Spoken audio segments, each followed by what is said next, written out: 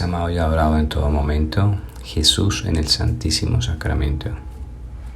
Quisiera compartirles el extracto de una carta que nos mandó nuestro arzobispo de la ciudad de Medellín a los sacerdotes el 12 de diciembre. En ella pues, nos anima a seguir luchando, reconoce que no ha sido un año fácil para nadie, reconoce el esfuerzo de los catequistas, todo lo que se hizo durante el año a pesar de la dificultad, el confinamiento. Nos advierte seguir atentos porque todo este tema no ha acabado. Toca la parte económica, los proyectos para el futuro, seguir trabajando con empeño. Y también toca lo que se refiere a la comunión en la mano y en la boca. Y sobre esto quería compartirles un comentario y también transcribir literalmente lo que nuestro arzobispo ha dicho, ¿no? Entonces, él dice así: tratemos de superar definitivamente la situación que se ha creado en algunas parroquias con la recepción de la comunión en la mano. Primero, el obispo reconoce que esta obligatoriedad, que de una forma impositiva, a la brava, se ha querido poner en algunas parroquias para que la gente comulgue en la mano, contra su voluntad, contra lo que le dice su fuero interno, contra su conciencia, eso ha creado en las parroquias una situación conflictiva, ¿okay? Primero, y no solamente en Medellín y en Colombia, pienso que en todas partes. El obispo con mucha visión va a hablarnos a los sacerdotes acerca de esta situación. Sigo leyendo y sigo comentando. Para esto es necesario ofrecer a los fieles válidos elementos de catequesis y reflexión. Y yo agregaría que no solamente a los fieles, a los sacerdotes. Los sacerdotes tal vez somos los primeros que necesitamos ser evangelizados en el tema de la Eucaristía.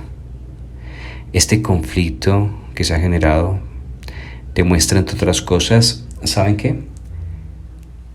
Que muchos fieles tienen más fe y más amor a Jesús Eucaristía que nosotros sacerdotes. Y es verdad, los primeros que necesitaríamos ser catequizados otra vez sobre esa presencia real, viva, cuerpo, sangre, alma y divinidad en ese pedacito de pan, seríamos los sacerdotes. Yo no sé si tal vez por la rutina, por la fuerza de la costumbre, porque tal vez todos los días se celebra 1 o 2 misas, los domingos 4 o 5, tal vez por eso, y claro, por falta de oración, se rutinizó lo más sagrado, lo más sublime, la Eucaristía. Y tal vez eso, claro, le pasó a algunos sacerdotes. Miren, yo no recuerdo, por ejemplo, nunca que en el seminario nos hubieran hablado acerca de los milagros eucarísticos. Muchos de ustedes sabrán de qué hablo. Son algunas veces cuando una hostia ha exudado sangre humana y se ha vuelto una carnosidad.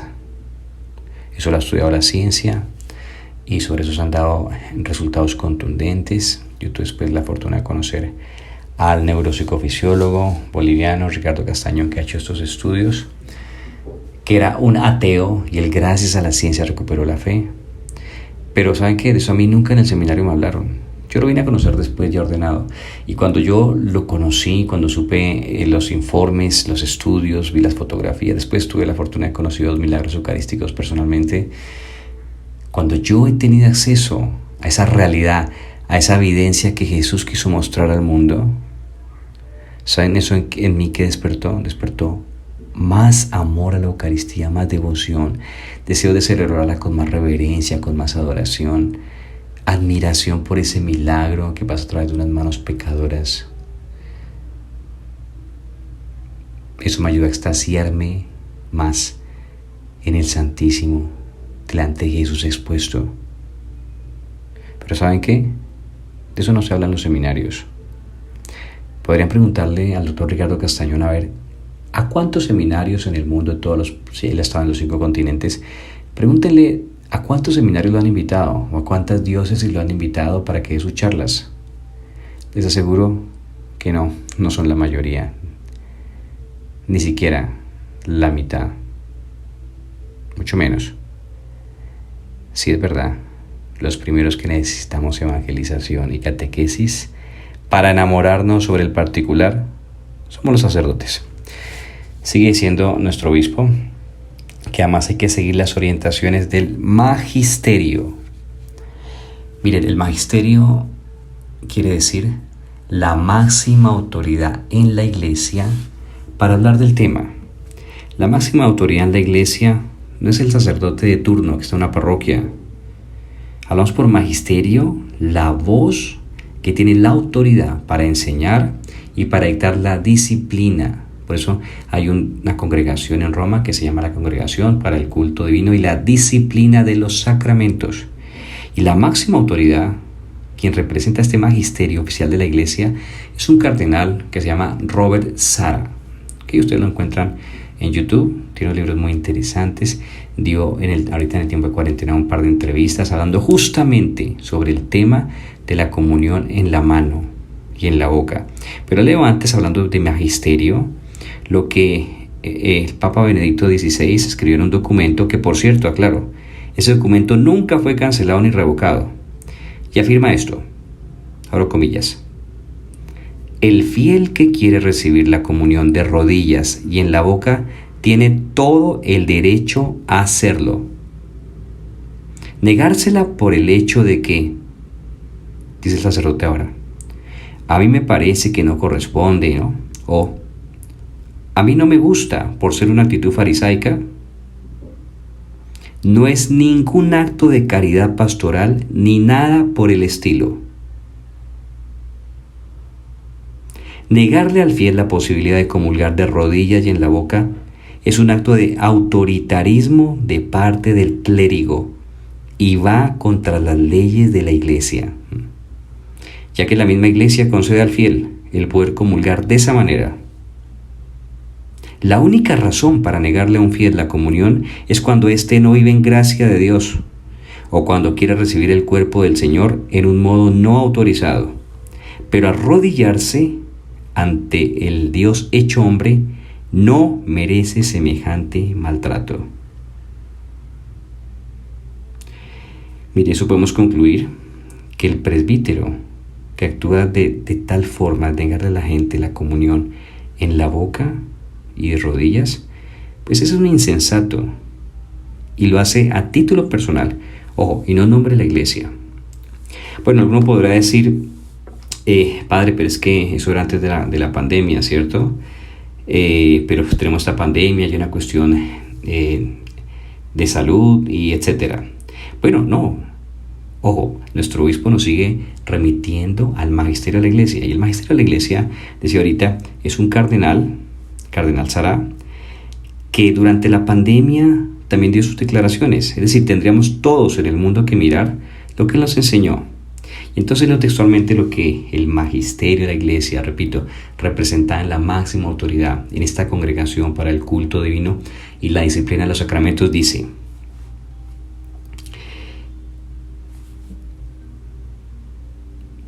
la liturgia se compone de muchos pequeños rituales y gestos.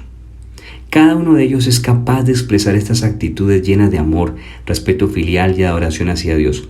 Precisamente por eso es apropiado promover la belleza, la idoneidad y el valor pastoral de una práctica desarrollada durante la larga vida y tradición de la Iglesia, es decir, el acto de recibir la Sagrada Comunión en la lengua y de rodillas. La grandeza y la nobleza del hombre, así como la máxima expresión de su amor por su Creador, consiste en arrodillarse ante Dios. Jesús mismo oró de rodillas en presencia del Padre. Bien, esto fue durante la cuarentena. Cuando le preguntan a él en una entrevista que le hicieron, ¿por qué insistimos en recibir la comunión de pie y en la mano? Él responde: porque esta actitud de falta de sumisión a los signos de Dios, que ningún sacerdote se atreve a imponer su autoridad en este asunto, al negar o maltratar a quienes desean recibir la comunión arrodillados y en la lengua. Y mire lo que dijo también: la tan difundida comunión en la mano es parte del ataque de Satanás contra la Eucaristía. Repito, no estoy citando ni siquiera a ningún sacerdote reconocido, un youtuber, no estoy citando ni siquiera a cualquier obispo o cardenal. Estoy citando a la máxima autoridad en la Iglesia Católica para hablar del tema del culto y la disciplina de los sacramentos. Y él mismo dijo, reconoció que esto que está pasando y esas aberraciones, esa forma aberrante como en muchas partes se repartió la comunión, o se reparte todavía, ¿no? Incluso en bolsitas, aquí en Colombia tuvimos esa desgracia en un pueblo llamado Santa Bárbara. Dice que eso responde a la crisis de fe de los sacerdotes. Por eso les decía, esto que está pasando al final demuestra que hay muchos laicos que tienen más fe y más amor a la Eucaristía que los sacerdotes, que muchos sacerdotes. Y el cardenal Sara decía, a la Eucaristía se le respeta, no estamos en el supermercado. Entonces, qué bien que nuestro obispo haya citado a los sacerdotes, nos haya puesto la mirada en el magisterio sobre el particular. Sigue siendo nuestro obispo. Proceder siempre con bondad y buen criterio puede ser práctico. Establecer filas para comulgar según las opciones posibles. Repito. Seguir las orientaciones del magisterio sobre el particular. Proceder siempre con bondad y buen criterio. Puede ser práctico establecer filas para comulgar según las dos opciones posibles. El obispo, de una forma, digamos, también muy sutil, nos ha querido decir a los sacerdotes que esta impostura arbitraria de querer obligar a la gente a comulgar en la mano, eso no ha sido un acto bondadoso, ni forma parte de lo que debería ser el buen criterio de un pastor. Y el obispo es como si dijera, mire, si tienen tanto miedo de contagiarse, pues hagan todas estas filas para que la gente comulgue según su deseo, ya que la Iglesia permite, siempre lo ha permitido, comulgar de las dos formas. El sacerdote que haya dicho que está mandado por la Iglesia, por el Vaticano, por nuestro arzobispo, comulgar en la mano, y que le haya dicho a la gente que tiene que obedecer, que no sea orgullosa, que no desprecie a Jesús, que no sé cuántas, es un mentiroso y un manipulador. A no ser, claro, que él no conociera esta información y que él no hubiera conocido lo que nuestro arzobispo nos comunicó a través de varios videos, ¿no? Lo cual se me hace un poco difícil de creer. Porque miren, no estamos hablando de cualquier información, estamos hablando de lo que es el centro de nuestra fe, de lo que la Iglesia ha dicho en sus documentos, es el centro, el culmen, el fin de nuestra vida, la vida de la Iglesia, de nuestra fe, la Eucaristía. No estamos tocando cualquier pormenor. Por eso miren que lo que muestra el cardenal Sara es algo que es lógico. El celo profundo que tenemos por la Eucaristía es simplemente por esto, porque es que en la Eucaristía está Jesús. ¿Qué más quieren que les diga? Es decir, siempre será poquito el celo, el amor que le demostremos a Jesús Eucaristía. Sigue siendo nuestro obispo. En buena parte, este fenómeno está mostrando con claridad que tal vez no hemos ofrecido una evangelización sólida y una bien cimentada espiritualidad. Eso es verdad. Tenemos que hacer como un mea culpa a los sacerdotes y pensar cómo son nuestras predicaciones, pensar si nosotros dormimos a la gente en nuestras prédicas, si tal vez, como mucha gente dice, lo que hacemos es repetir lo que dijo el Evangelio, o tal vez subirnos por allá a las nubes de una teología toda abstracta, de entelequias filosóficas que no dicen nada a la gente. Habría que preguntarnos tal vez si no estamos más interesados en promocionar la rifa, el bingo, o claro, eso sí, ¿no? Que paguen los diezmos.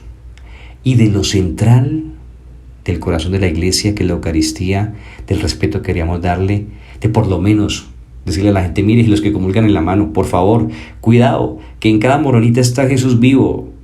Eso es doctrina de la Iglesia, lo enseña Santo Tomás. No es ni siquiera más pequeñito, Jesús no se divide. Está tan presente en la pequeña partícula como en la hostia grande. Pero en muchas parroquias esto seguramente ni se dice. Y termina diciendo nuestro obispo, ahora debemos trabajar para evitar, a raíz de esto, resentimientos y divisiones. Firma Monseñor Ricardo Tobón. Esto sí que es cierto. Muchos sacerdotes tuvimos, digamos así, comentarios de personas, quejas con dolor, de gente que durante años y años, más de 40, 50 años, recibieron a Jesús en la boca. Y de una forma intempestiva, de pronto un sacerdote le dice: ponga la mano, cójalo. La persona queda sorprendida, no sabe qué hacer, obligado prácticamente por el sacerdote. Yo tuve el caso de una señora durante más de 60 años comulgando en la boca, y cuando fue obligada por el sacerdote, ¿no? Porque además piensen que para la gente no es fácil esto, porque la gente dice: es que es el Padre el que me lo está diciendo, pero dentro tiene una lucha tremenda. Y entonces, claro, la gente puede caer en falacias de autoridad, ¿no? Y decir: porque es el Padre el que me lo dice, tiene que ser así. No, eso es falacia de autoridad. No todo el que tiene un cargo de autoridad siempre dice lo correcto, se puede equivocar. Por eso miren que el obispo nos remite al magisterio, no al cura de turno. Y entonces les decía como esa señora, cuando tuvo que recibir a Jesús en las manos, lo miró y se le escurrió una lágrima. ¿Y cuánta gente quedó molesta, quedó herida? ¿A cuánta gente la maltrataron por este tema? Los humillaron, los dejaron esperando. O les decían: bueno, háganse en la parte de atrás, como si fuera, bueno, primero comulga la gente normal, los buenos católicos, y ahora comulgan los disidentes, los leprosos, los contagiosos. Sí, hay que decirlo, todo hay que llamarlo por su nombre. Esto ha creado resentimientos y divisiones. Y me parece excelente que nuestro obispo se haya comunicado sobre esto y nos haya hablado a los sacerdotes. Y me parece muy bien que ustedes, ovejas de este rebaño, conozcan lo que nuestro obispo dice sobre la materia. Terminemos haciendo una oración de reparación. Fue justamente lo que le enseñó el ángel de Fátima a los pastorcitos. Un año antes de las apariciones de Nuestra Señora, saben ustedes, el ángel de Fátima se apareció. Y esto lo cuenta Sor Lucía, como el ángel en su mano izquierda trae el cáliz, en su derecha trae una hostia, la deja suspendida en el aire, el cáliz y la hostia, y el ángel cae rostro en tierra, adorando la presencia de Dios en las especies eucarísticas. Los ángeles nunca se arrodillan delante de nadie, excepto Dios. ¿Qué le quiso enseñar el ángel de Fátima a los pastorcitos? Que ahí, aunque no pareciera, aunque a la vista parece un circulito redondito, al tacto se siente como oblea y al gusto sabe como oblea, es Dios.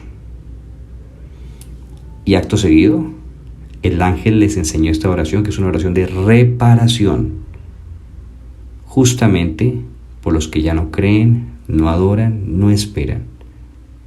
Terminemos haciéndola para glorificar a Dios en todos los sagrarios del mundo, donde está a veces tan olvidado, tan maltratado, tratado con tanta indiferencia. Reparemos por las comuniones sacrílegas, por la falta de amor de los sacerdotes y de los laicos también. Dios mío, yo creo, adoro, espero y os amo. Y os pido perdón por los que no creen, no adoran, no esperan y no te aman. Amén.